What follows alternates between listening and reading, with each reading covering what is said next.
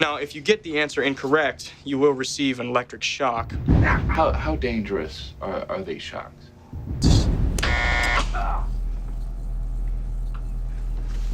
This part's where the experiment really begins. Stanley Milgram is a man who's known for a series of experiments that he did, primarily the experiments about obedience to authority. Why did you give him the man in the other room, the learner, the shocks? Well, because I thought the experiment depended on me. I think one interesting thing to keep in mind about Stanley is he didn't judge it. He was really just gathering information. That's what a true scientist does, is tries not to have like a moral judgment about the information that they're gathering, because that can kind of get in the way. They suggest that the kind of character produced in American society can't be counted on to insulate its citizens from brutality and inhumane treatment in response to a malevolent authority. We got a great cast, mainly because of our writer-director, Michael Almereyda. The project came to us attached with Peter Sarsgaard playing Stanley Milgram and Winona Ryder playing his wife, Sasha. And from there, we started building on that.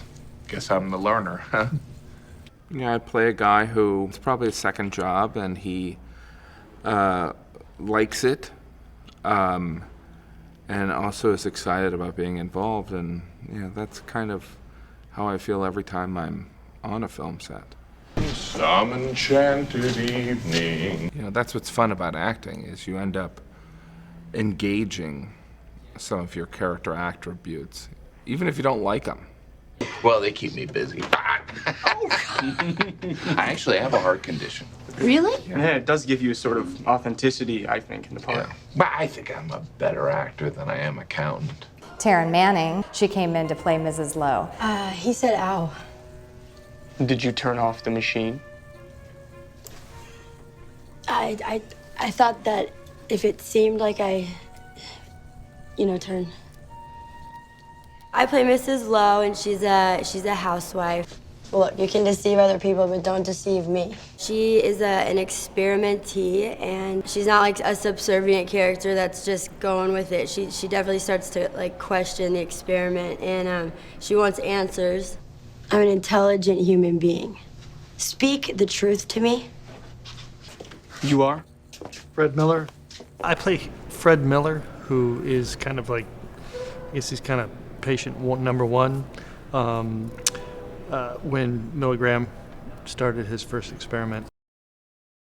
Fred is, someone who answered an advertisement in a paper just saying, hey, you want to come do a memory experiment?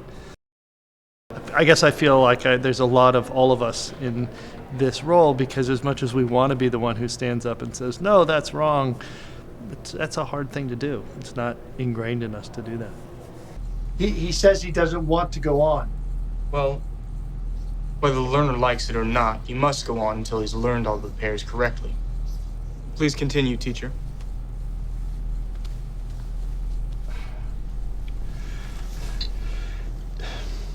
Calm down. Concentrate. I think the story is so relevant to today, and it really shows how people react. There was just recently the Korean ferry that went down, and the captain told the people to stay on board, and they died. And that's exactly the same obedience that this movie is talking about. You force people to torture other people? No. To see if they were... No. That is alien to my view. No one was forced, right? The experimenter told the subject to perform an action. What happened between the command and the outcome is the individual with a conscience and a will. 135 volts. This story, in some weird way, is also, Slow. what explores what makes people do things, and what are we programmed inside? How much free will do we actually have? He wasn't really being shocked. He's perfectly fine. We weren't trying to fool you. We're just interested in studying your reactions. And it's fascinating, even though it was done over 40 years ago, that's how new and how present and how up to date the concern that he had still is today. What would you say to your critics who would insist The moral lapse is yours. People don't have the resources to resist authority. That's what the experiment teaches us.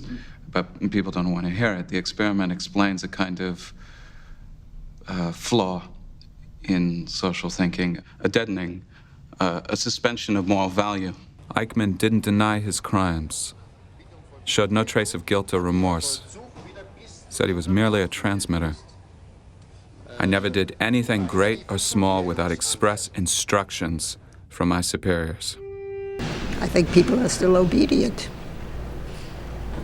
Might be sad, but that's the fact of life.